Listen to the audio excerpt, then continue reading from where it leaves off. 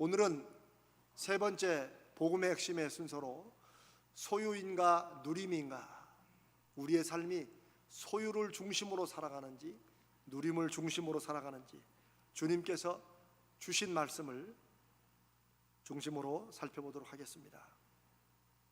여러분 어렸을 때 딱지치기 해보셨죠? 저도 보니까 제가 그 딱지치기에 아주 클라이막스를 달랬던 때가 초등학교 5학년 때인가 된 것 같아요. 4학년인가 5학년 때인데, 제가 딱지가 얼마나 많았었냐면, 제가 지금 보니까 이 정도가 100장 정도니까 한 3, 4천 장 되는 것 같아요. 굉장히 많거든요. 제가 오죽했으면 학교도 딱지 치기 하러, 딱지 모으는 재미로 학교를 한동안 갔던 것 같아요.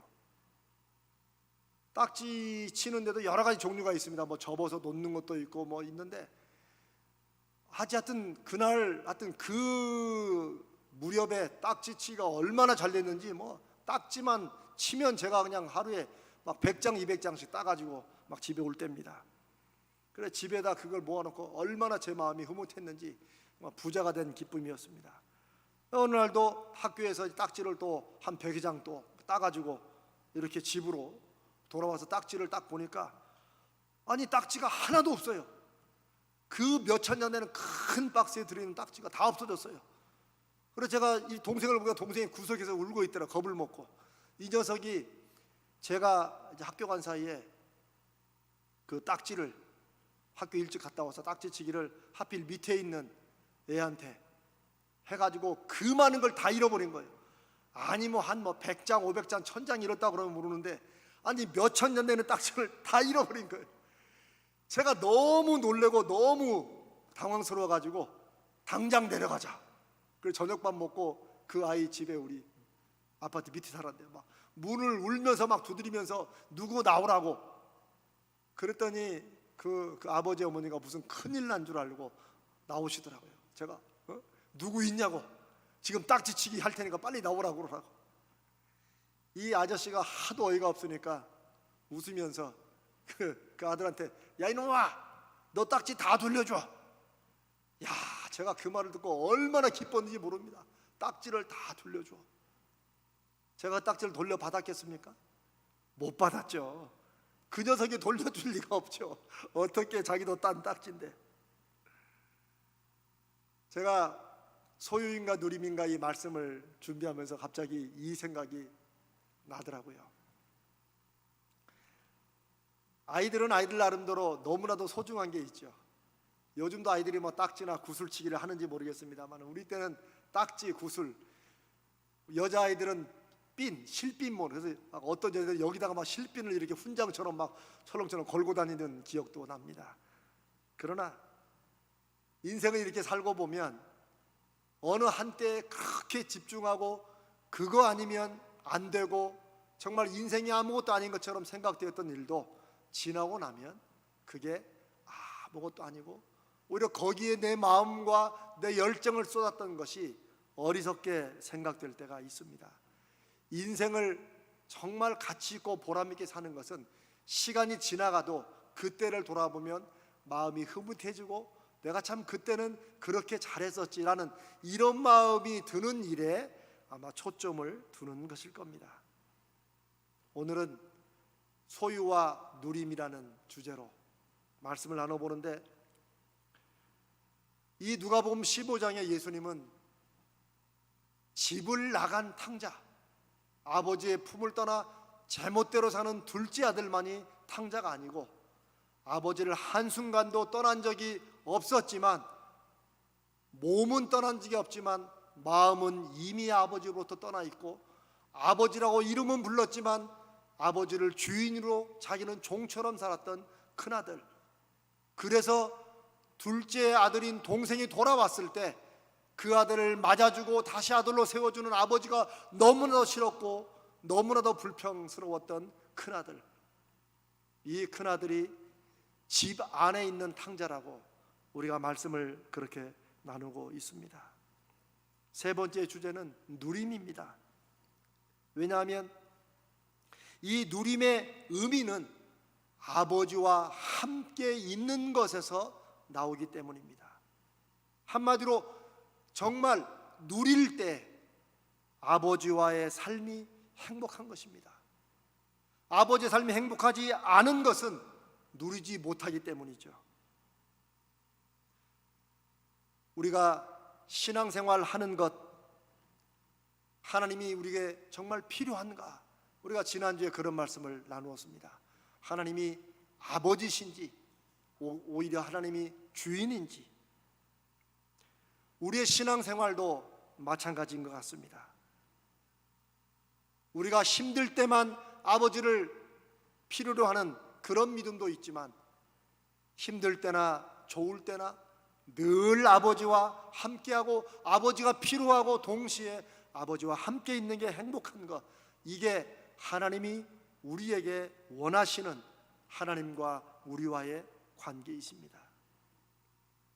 둘째 아들은 그런 아버지와 함께 있는 것보다도 세상으로 나가서 자기 멋대로 자기 마음대로 마음껏 돈을 써보면서 즐기는 것이 더 좋아서 세상으로 나갔죠. 하지만 아버지 곁을 떠나진 않았지만, 아버지와 함께 몸은 있지만 아버지와 함께 사는 삶이 재미도 없고 기쁨도 없고 보람도 없고 그저 종처럼 하루 종일 눈 뜨면 나가서 일했다가 해가 지면 들어오는 이런 삶에 행복하지 못했던 첫째도 하나님 보시기에는 이미 아버지 곁을 떠나 있는 탕자로 보았다는 것이죠. 바로 이 두 종류의 탕자를 모두 아버지 품으로 다시 돌아오게 하시는 것이 하나님의 뜻이었고, 그것을 위해서 예수 그리스도를 이 땅에 구원자로 메시아로 보내신 것입니다. 그러니 주님이 오셔서 그 말씀을 증거하시는 것이죠. 누림은 하나님 아버지 안에서 함께 살면서 아버지와 함께하는 것이, 아버지 말씀으로 사는 것이 기쁘고 행복한가 하는 것을 의미합니다. 둘째 아들이 아버지를 떠났던 이유도 아버지와 함께 있는 것도 좋지만 세상이 더 좋고 재밌는 게 많아서 떠났어였고, 큰아들은 아버지와 함께는 있었지만 아버지와 함께 있는 것보다는 자기도 역시 나가서 마음껏 좀 놀아봤으면 좋겠는데 무슨 이유인지 차마 그렇게는 하지 못하고, 그래서 돌아온 동생이 그렇게 밉고 그런 동생을 받아주면서 송아지를 잡아주었다니 이 큰아들은 기겁팔색을 하는 것입니다.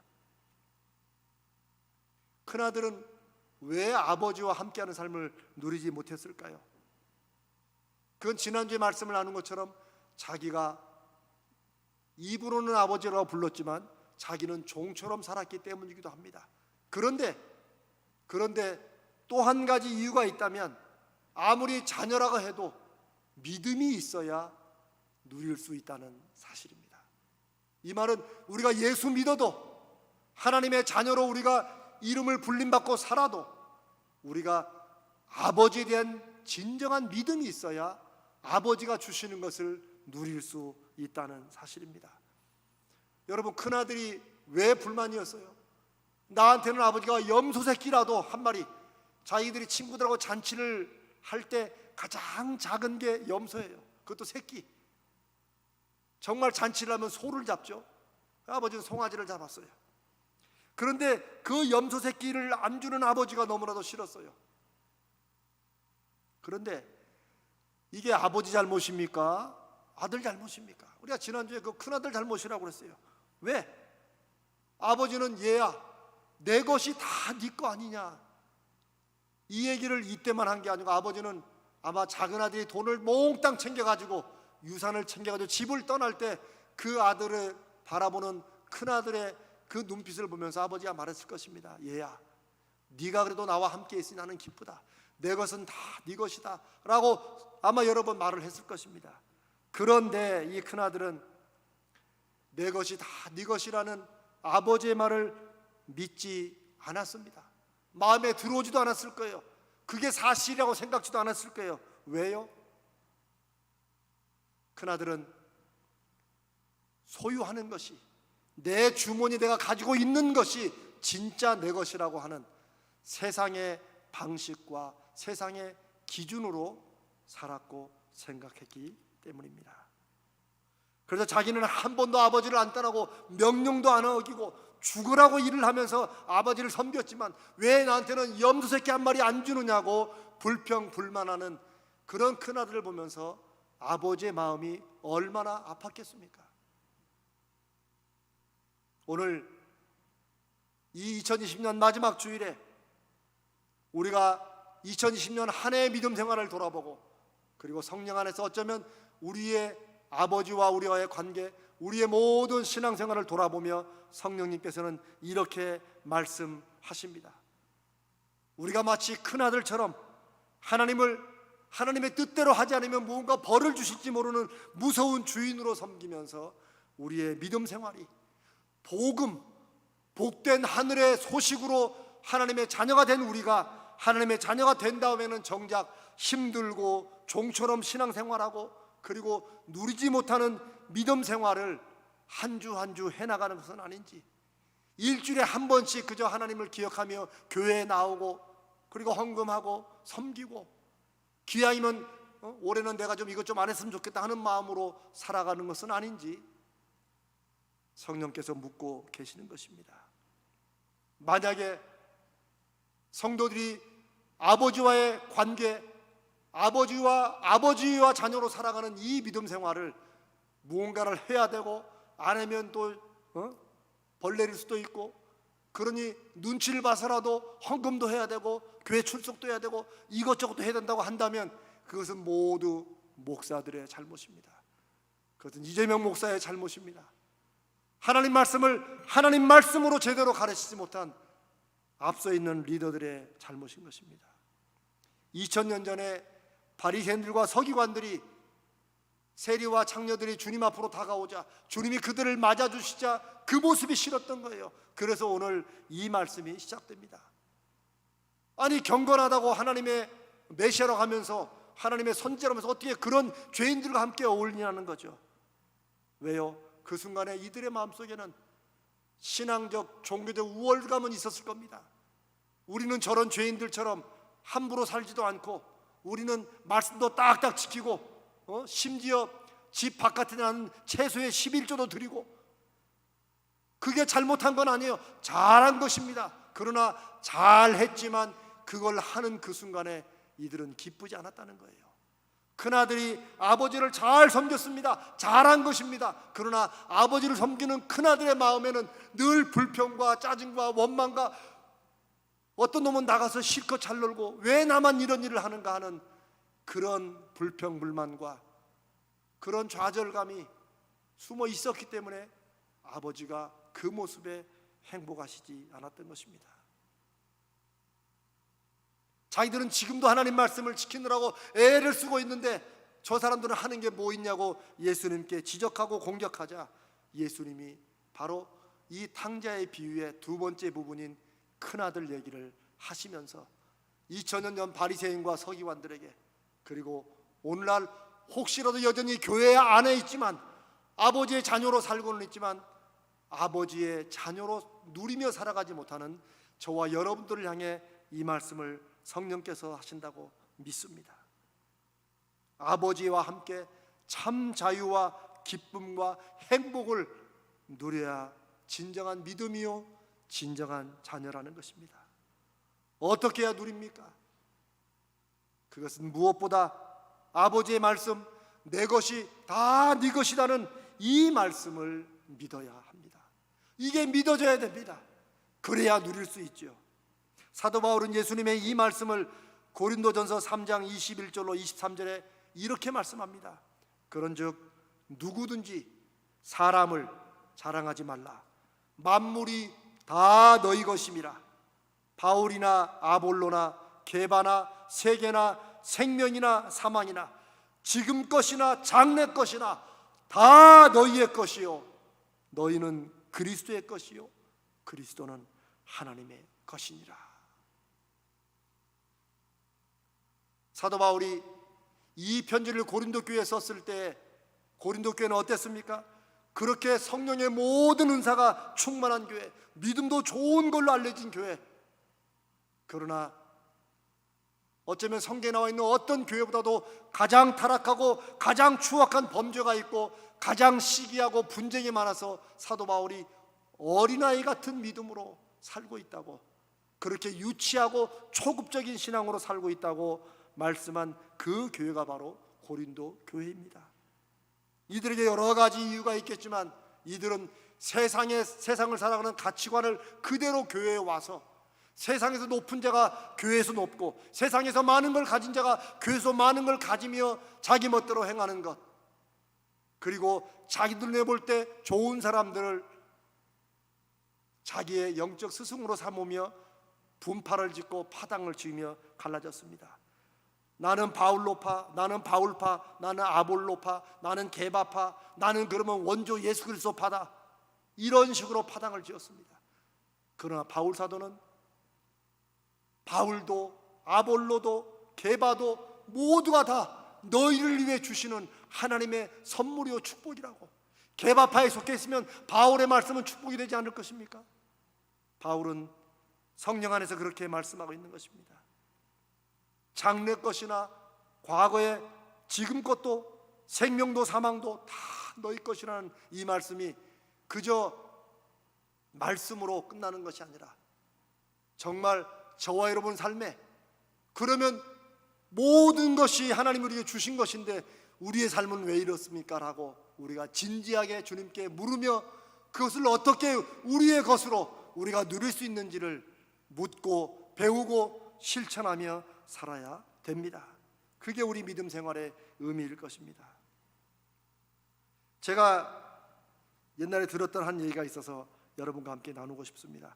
옛날에 어떤 부부가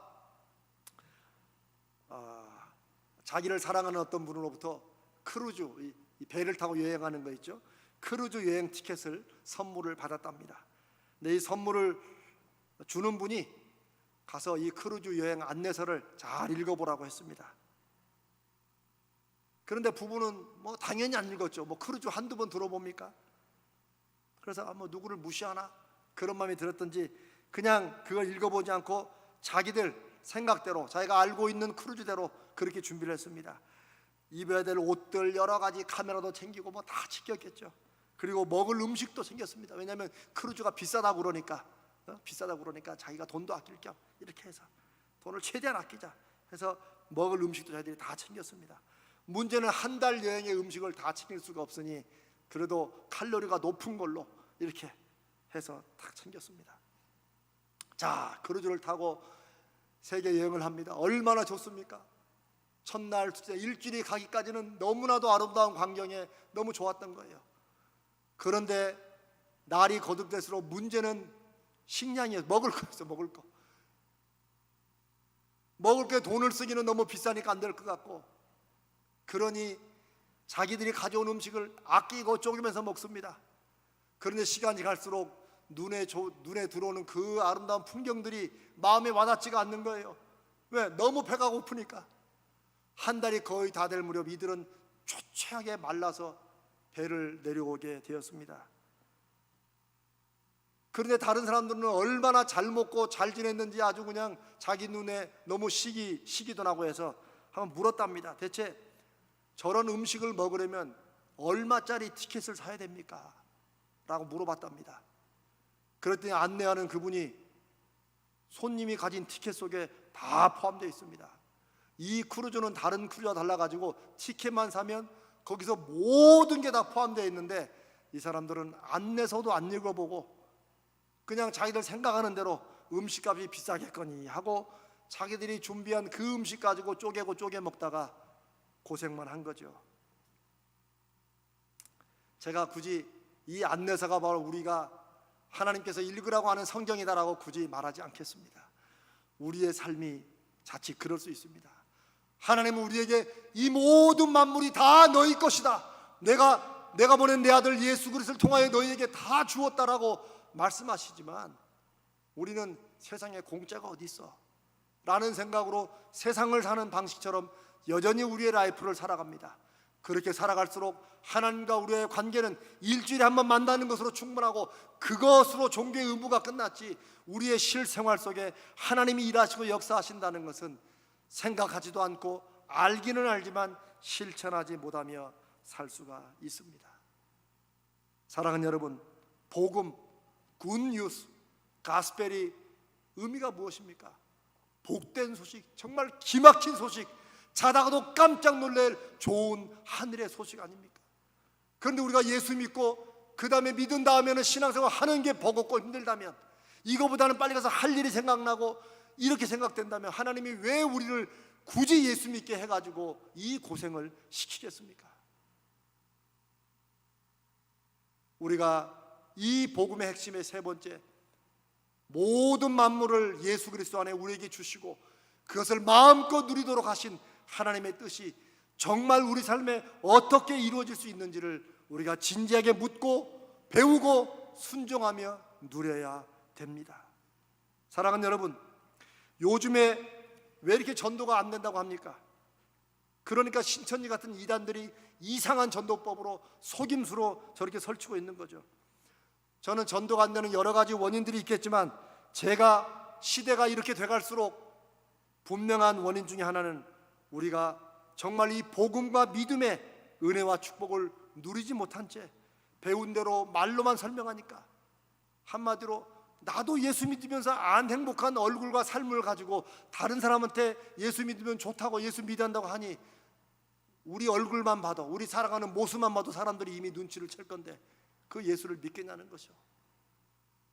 사랑하는 여러분, 하나님 아버지와의 삶이 얼마나 좋은지, 아버지를 떠난 삶이 얼마나 고생인지를 알려면 아버지를 떠난 사람들에게 아버지와 함께 있는 우리가 얼마나, 큰아들이 아버지와 함께 있는 게 얼마나 좋은지 행복한지를 동생에게 말을 했다면 동생이 떠났겠습니까? 지금 우리가 바로 그 큰아들의 입장에 있는 것입니다. 사랑하는 여러분, 복음은 인생을 어떻게 다시 살아야 되는지, 신앙생활, 적어도 기독교 믿음 생활은 우리가 살았던 인생의 길이 아니라, 목표가 아니라, 방법이 아니라 예수 그리스도를 통해 알려주시는 그 인생의 길과 방법으로 내 삶을 새롭게 살아가는 것입니다.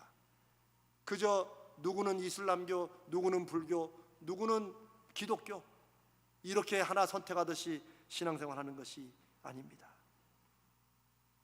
모든 것이 하나님이 주셨다는 사실을 믿으며 사는 것, 그것을 누리며 사는 것이 진정 믿음의 생활이요, 이 시간에 아버지와 함께 살고 있는 큰아들 같은 우리에게 주시는 하나님의 음성입니다. 너는 나와 함께하는 것을, 내 것이 다 네 것인 것을 네가 알고 누리고 있느냐 하는 것입니다.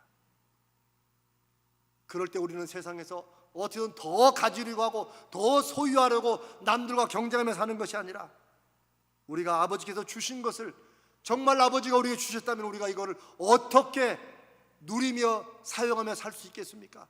그 길을 열어주시라고 하나님 앞에 기도하며 살 수 있는 것입니다.